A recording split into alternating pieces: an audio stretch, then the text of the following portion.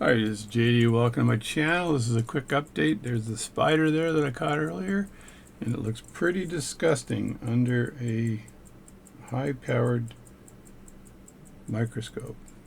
Anyway, so will the balance need shimming? So I'm thinking it won't.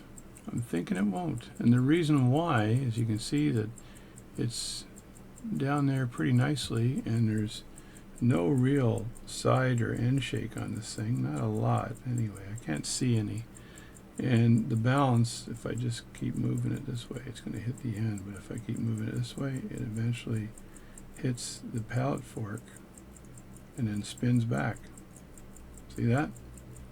So what it is was the balance had a pivot in the jewel in the top, and it had a pivot and a jewel in the bottom. So when this thing broke off, it left pivots on both sides. So just a lesson here is that check for pivots first. I did not check for pivots first. My failure. Maybe fatigue, which I shouldn't have, but I didn't check for pivots first.